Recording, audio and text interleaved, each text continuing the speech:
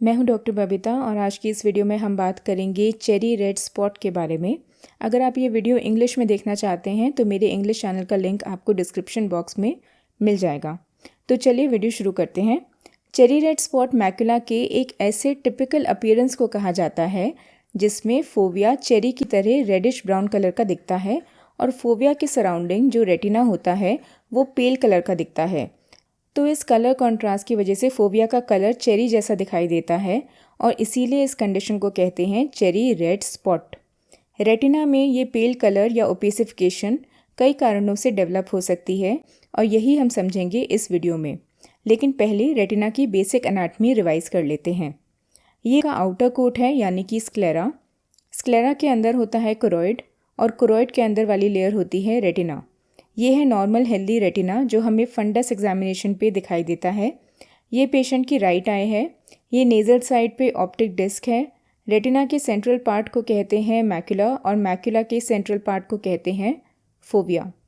अगर हम same area को क्रॉस सेक्शन में देखेंगे तो रेटिना की लेयर्स कुछ ऐसी दिखाई देती हैं। ये रेटिना की इनर साइड है जो विट्रियस के कॉन्टैक्ट में है। ये है आउटर रेटिना जो कोरोइड के कॉन्टैक्ट में है। ये जो सेंटर में डिप्रेशन है इसे कहते हैं फोविया और फोविया के सराउंडिंग है मैकुला। इस बेसिक अंडरस्टैंडिंग के साथ चलिए आगे बढ़ते हैं। चेरी रेड स्पॉट का सबसे पहला मोस्ट इम्पॉर्टेंट कॉज होता है सेंट्रल रेटिनल आर्टरी ऑक्लूजन या फिर CRAO। रेटिना की लेयर्स को हम दो पार्ट्स में डिवाइड कर सकते हैं, इनर रेटिना और आउटर रेटिना। इनर रेटिना की ब्लड सप्लाई आती है सेंट्रल रेटिनल आर्टरी से, जबकि आउटर रेटिना को सप्लाई करती हैं पोस्टीरियर सिलियरी आर्टरीज कोरोइड के थ्रू, लॉन्ग और शॉर्ट पोस्टीरियर सिलियरी आर्टरीज। अगर रेटिना के क्रॉस सेक्शन को फिर से देखें तो ये है इनर रेटिना जिसकी blood supply central retinal artery से आती है और यह है आउटर रेटिना जिसकी ब्लड सप्लाई आती है पोस्टीरियर सिलियरी सर्कुलेशन से। अगर आप इस पिक्चर को ध्यान से देखेंगे तो आप ये नोटिस करेंगे कि फोविया पे इनर रेटिनल लेयर्स नहीं होती, केवल आउटर रेटिनल लेयर्स ही होती हैं। तो सेंट्रल रेटिनल आर्टरी ऑक्लूजन में क्या होता है? सेंट्रल रेटिनल आर्टरी ऑक्लूजन में सेंट्रल रेटिनल आर्टरी किसी एम्बोलस से ब्लॉक हो जाती है। ब्लॉकेज होने की वजह से इनर रेटिनल लेयर्स का इस्चीमिया हो जाता है, वो पेल और ईडमेटस हो जाती हैं। लेकिन फोविया पे ईडमा नहीं होता क्योंकि जैसा कि हमने अभी पढ़ा कि फोविया पे ये इनर रेटिनल लेयर्स एब्सेंट होती हैं। इसलिए CRAO के केसेस में क्लिनिकल एग्जामिनेशन पे कोरोइड और RPE की वजह से फोविया रेडिश ब्राउन कलर का दिखता है और इसके सराउंडिंग का रेटिना पेल कलर का दिखता है और इन दोनों के कॉन्ट्रास्ट की वजह से चेरी रेड स्पॉट का अपीयरेंस आता है। तो चेरी रेड स्पॉट का पहला कॉज होता है सेंट्रल रेटिनल आर्टरी ऑक्लूजन। कई लिपिड स्टोरेज डिसऑर्डर्स में भी चेरी रेड स्पॉट दिखाई देता है। इन लिपिड स्टोरेज डिसऑर्डर्स को स्फिंगोलिपिडोसिस भी कहा जाता है। इन डिसऑर्डर्स में लाइसोसोमल एंजाइम्स की डेफिशिएंसी होती है और इस डेफिशिएंसी की वजह से स्फिंगोलिपिड्स जो कि बेसिकली गैंग्लियोसाइड्स, सेरेब्रोसाइड्स और स्फिंगोमाइलिन्स होते हैं, उनका मेटाबॉलिज्म नहीं हो पाता और वो बॉडी में एक्यूमुलेट होने लगते हैं। ये लिपिड स्टोरेज डिसऑर्डर्स हैं GM1 gangliosidosis, GM2 gangliosidosis, sialidosis, Niemann Pick disease, Farber disease, mucolipidosis type 3, metachromatic leukodystrophy और गैलेक्टोसियालिडोसिस।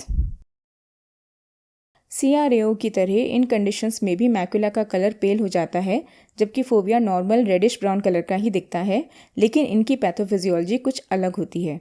अगर हम रेटिना का क्रॉस सेक्शन फिर से देखें तो ये जो हाइपो रिफ्लेक्टिव लेयर है ये है गैंग्लियन सेल लेयर।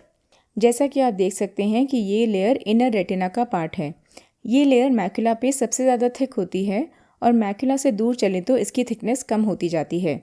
एक और बात आप नोटिस करेंगे कि फोविया पे गैंग्लियन सेल लेयर नहीं है, क्योंकि जैसा कि हमने वीडियो की शुरुआत में पढ़ा था कि इनर रेटिनल लेयर्स फोविया से एब्सेंट होती हैं। क्योंकि लिपिड स्टोरेज डिसऑर्डर्स में लिपिड्स, स्फिंगोलिपिड्स, ओलिगोसैकेराइड्स इन सब का मेटाबॉलिज्म नहीं हो पाता है, इसलिए ये लिपिड्स इन गैंग्लियन सेल्स में डिपॉजिट होने लगते हैं, स्पेशली मैकुलर एरिया में, क्योंकि यहाँ गैंग्लियन सेल लेयर सबसे ज़्यादा थिक होती है। इस डिपोजिशन की वजह से मैकुला पेल कलर का दिखाई देता है, जबकि फोविया का कलर नॉर्मल दिखता है क्योंकि फोविया पे ये डिपोजिशन नहीं होती। और इस कॉन्ट्रास्ट की वजह से हमें क्लिनिकल एग्जामिनेशन पे चेरी रेड स्पॉट दिखाई देता है।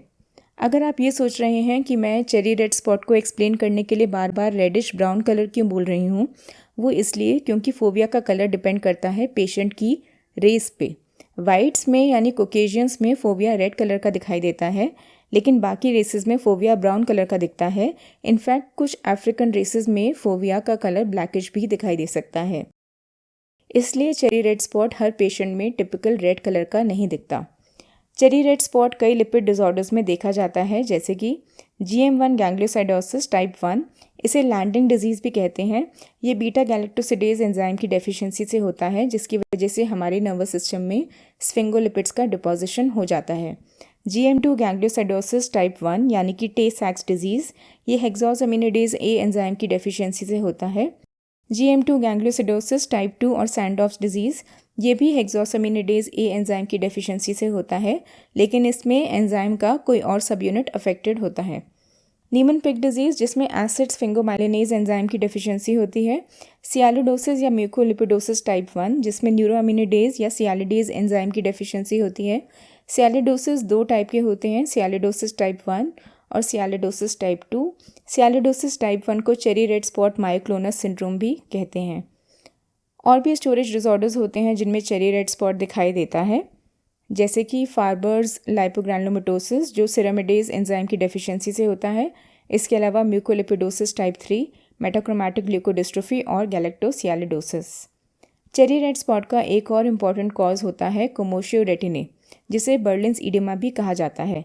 यहाँ पे ये जानना ज़रूरी है कि बर्लिन्स ईडिमा एक मिसनोमर है। बर्लिन्स ईडिमा में रेटिनल लेयर्स का ईडिमा नहीं होता। ब्लंट ट्रॉमा के केसेस में बर्लिन्स ईडिमा देखा जाता है। इसमें रेटिनल लेयर्स की ओपेसिफिकेशन हो जाती है, जिसकी वजह से फोबिया का कलर रेड दिखाई देता है और चेरी रेड स्पॉट जैसा अपीयरेंस आता है।